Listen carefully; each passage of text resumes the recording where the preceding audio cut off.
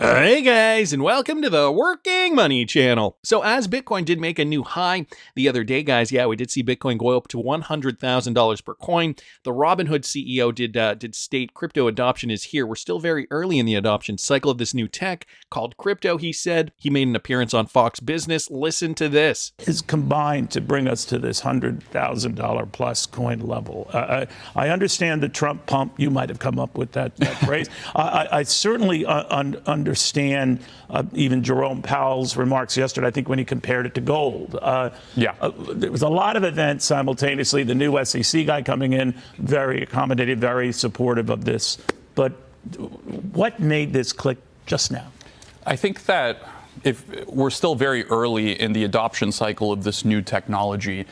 I mean, despite ETF issuers being approved, not a lot of institutions have wanted to go into it. They've been conservative. They're waiting regulatory clarity. They want clear rules for the road. But it's still in their mix of offerings, right? I mean, I'm talking about, let's say, investment firms that used to sort of eschew all of this, or now it's in their list of offerings. But they're early. They're early. I mean, if you look at the registered investment advisor market, they're now talking about getting crypto exposure, and that's a multi-trillion market, one that Robinhood is entering as well. Corporates, you're starting to hear more about companies putting Bitcoin and crypto assets in their treasury and on the balance sheet.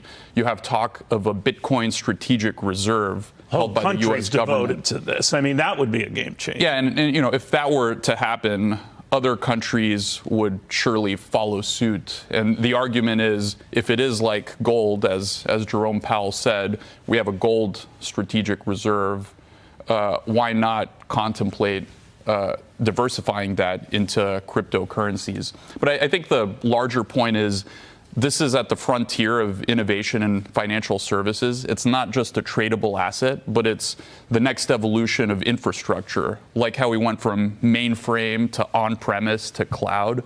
Blockchain and crypto is the next step in that. And the question is, do we want the U.S. to be a leader in this new industry like we are in artificial intelligence? I think the answer is obviously yes. We want to continue to lead there. And for a while, we weren't sure whether the current administration didn't have that view, but the next one, I think. So the clip gets cut off there, but I think he makes a very good point here. The next administration going to change the game. If you guys didn't catch the video I did this morning, I will link it up here in the top right-hand corner.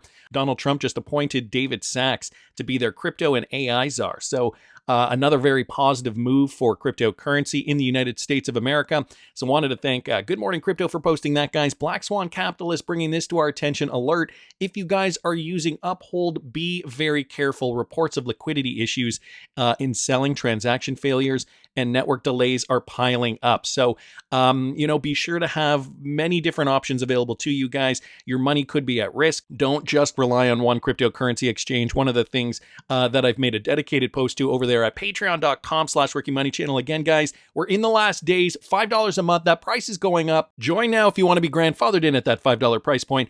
It's where I'm going over my crypto journey. I'm posting my targets, where I'm selling out.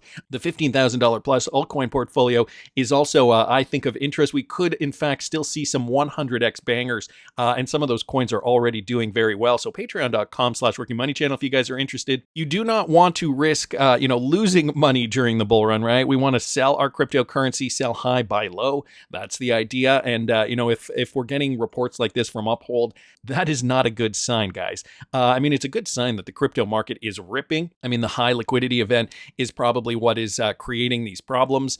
Cryptocurrencies like XRP have done very, very well over the last month or so. Right now, currently, though, we're still seeing XRP trading in and around $2.29 per coin. But guys, in the coming weeks, that could change, and we could see a reversal there. Companies like Nuvei have launched blockchain solutions for global B2B payments. This courtesy of Mr. Man here.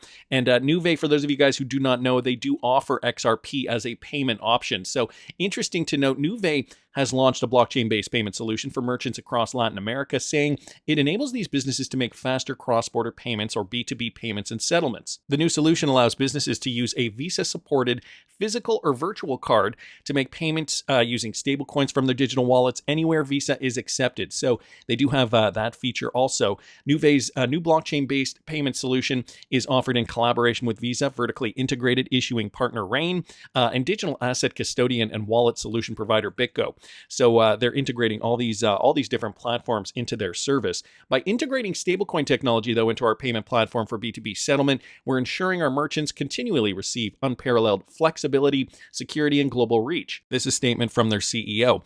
The launch of this solution follows Nuvei's introduction of some other services in Latin America earlier this year. In August, the company even said that it was acquiring a Brazilian payment institution, Pay2All, in a deal designed to expand Nuvei's capabilities in Brazil and its presence in the larger Latin American market. So that is also very interesting to note. The Latin American corridor is there's a lot of opportunity there, I think, for payments. A lot of people do need, another solution for cross-border payments and even local payments too. So, it's good to see companies like this, Nuvei, providing that option for these companies. And so you did hear it. They are, right now, they're using Visa-supported physical or virtual cards. So Visa is another Ripple partner too. They did purchase Earthport, a Ripple-enabled company from way back. They did do that acquisition in, I think it was 2019. So great news here. Wanted to thank Mr. Mann for posting that. I've also been hearing murmurings of this. I saw this from Michael Jacko here. Iraqi dinar is breaking free as Iraq adopts XRP to engage in international trade.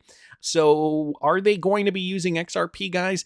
We've been hearing this over the last year or so. From the tweet the other day, Ariel here did actually post about Iraq and Ripple and XRP. An important read, he states here, you all have to understand how monumental this is right now. Iraq has already moved towards a digital economy, including the adoption of Ripple's blockchain-based application, RippleNet, for international money transfers. This trust line could enhance trust and liquidity in the global financial ecosystem. If Ripple's RLUSD is used as a bridge for transactions, it might provide a more stable and efficient pathway for countries like Iraq to engage in international trade, potentially easing the transition of the IQD, the Iraqi dinar, onto the Forex market. So you got to think for a second. A lot of these countries just opt out of trading because there's no mechanism for it. And if you think, some of these countries might want to trade with some smaller countries and smaller partners. So if they don't have a mechanism to do that, well, it's very hard unless they use the US dollar. And, the US is coming in saying, well, we want to preserve US dollar dominance, so let's at least create a stable coin.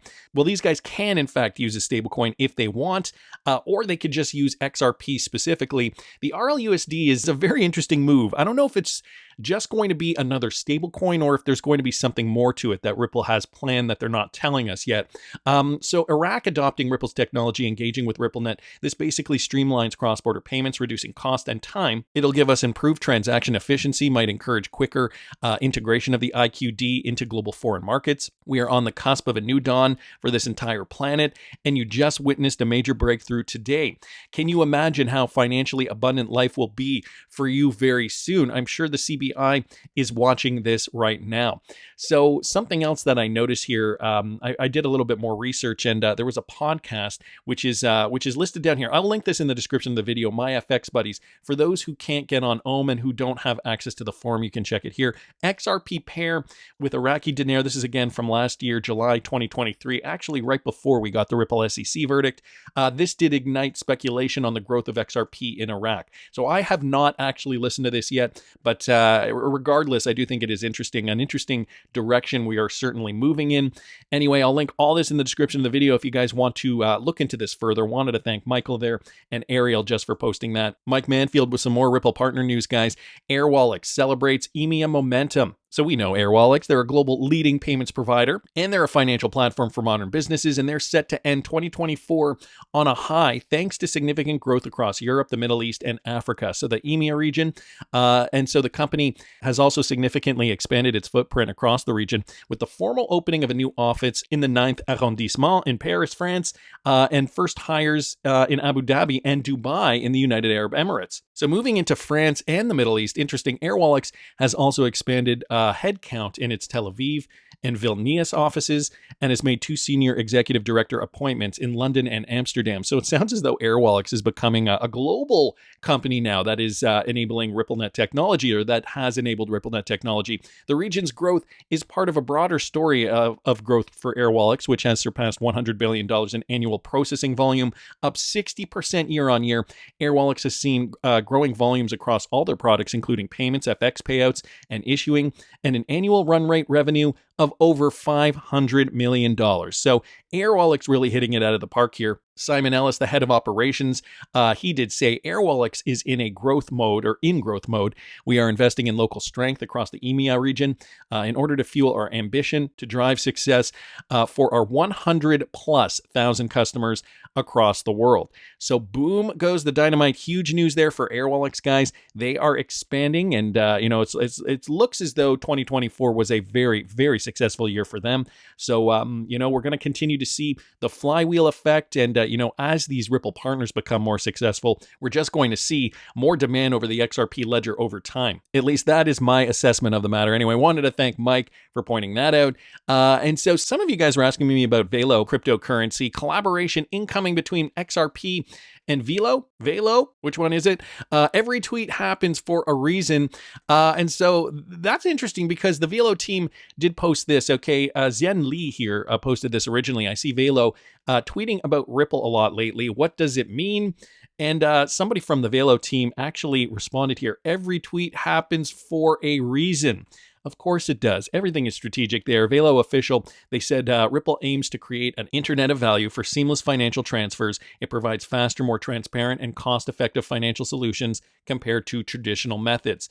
And then they list some things that Ripple does do. Okay, serves over 300 clients globally, helping them with crypto sourcing, instant payments, treasury management, reducing capital needs, new revenue creation, and then collaborates with companies like Garanti BBVA, IBM, and Mercado, Bitcoin to advance digital finance. So these are all things Ripple does. Headquartered in San Francisco, Ripple employs over 1,300 professionals who are focused on blockchain innovation. They're also ranked number 37, or were ranked number 37 in 2023 and number 50 in 2022 by the Financial Technology Report in their top 100 financial technology companies list. So big news there coming from what would seem to be a competitor in the space. But we know, guys, all boats will rise once we do see crypto adoption, meaningful crypto adoption. And I think, it's not going to be about one coin versus another. Right now in the spec run, we're just, kind of just waiting for, whatever cryptocurrencies we've chosen to soar to new heights. But, ultimately down the road, when we do see that real world utility, the landscape is going to change. So I thought it was kind of cool to see Velo. I know in French it would be pronounced Velo. But anyway, interesting to see this. Let's just take a look at the Velo price. Velo to USDT. And we've got, let's just take a look at this chart. I don't know how many of you guys hold this particular cryptocurrency. So we did see a high back in November of 2020, went up to $1.84, did come down during the bear market under a penny. And so now it's up, guys, actually retracing up to its former high that we saw back in May of 2024. So interesting. It did pump alongside Bitcoin when all those other altcoins did retrace now. And guys, looks like it is in the same position as a lot of altcoins are right now for this final leg moving up. And again, for more information on what I'm doing, you can follow me at patreon.com/workingmoneychannel. $5 right now. That price is going up. So get in now if you guys are interested in what I'm trading and when I'm getting out. This could be a sign. My husband pointed this out to me. This coming from Desiree here. DTCC Q1 is January to March 2025. Could this explain what Bearableguy means by 123? So who remembers this? Okay, just knowing chances still exist in this world for regular people to have a possibility of changing their lives because of XRP and Ripple's auspicious plans makes life bearable and fun. But then Bearableguy wrote, keep your eye on the prize, but he used the letter I instead of EYE. Interesting to say the least. And, at that time we were speculating about this. What does this mean? Well, Desiree here coming up with another interpretation. By the way, Bearableguy has been getting a lot of traction. He did just recently change his profile pic on the backwards Twitter profile. If you guys didn't catch the video I did on that yesterday, I will link it up here in the top right-hand corner. It seems like we're going to get a barrage of Bearableguy stuff in the coming months. According to recent information, okay, from DTCC, okay, Project Ion is expected to see a rollout sometime in 2025. Project Ion, you say? Eye on the prize? Things that make you go, So this is supposed to roll out sometime in 2025 with the company actively developing and testing the digital asset infrastructure within their digital launchpad initiative, aiming to provide a comprehensive platform for market participants to engage with digital assets seamlessly. So key points about Project Ion and its 2025 rollout. Project Ion is primarily focused on developing the necessary infrastructure to efficiently settle and clear digital assets within the existing financial system. Industry collaboration, okay, DTCC is actively engaging with the industry participants through their digital launchpad to test and refine Project Ion solutions before the full rollout. And then we've got scalability and interoperability. The goal is to create a scalable and interoperable platform that can accommodate a wide range of digital assets across different blockchains. And so just to add on to that as well, because we have Sir Trades a lot here, this was, part of the research here. DTCC Launchpad, again, this was from October 23rd of this year. So DTCC, part of their launchpad, here's the summary, transformation and impact of digital assets. So just some more information here regarding them. DTCC Digital Launchpad aims to transform finance with digital assets, focusing on tokenization specifically, smart contracts for collateral management, and industry collaboration for a unified digital market infrastructure. The official DTCC account did also point this out. Tokenization presents a monumental business opportunity as the industry continues working with digital assets in silos. We're calling, what do they say here? We're calling for a change in approach. So guys, tokenizing everything on the XRP ledger, well, at least a lot of it, a whole heck of a lot of it. It's not going to be the only one, but back a few years ago, Bearableguy did tell us to keep our eye on the prize. Did he in fact mean Project Ion coming in 2025? I don't know, that's just my opinion, and I'm really excited to see how high XRP moves during this last leg. If you guys want to know what I'm doing, what my targets are going to be, you can follow me at patreon.com/workingmoneychannel. Again, just my opinion. I want to hear what you guys think. Please subscribe to this channel if you haven't already. Like the video if you like the content I'm providing. I always love hearing your comments. See you in the next one, guys.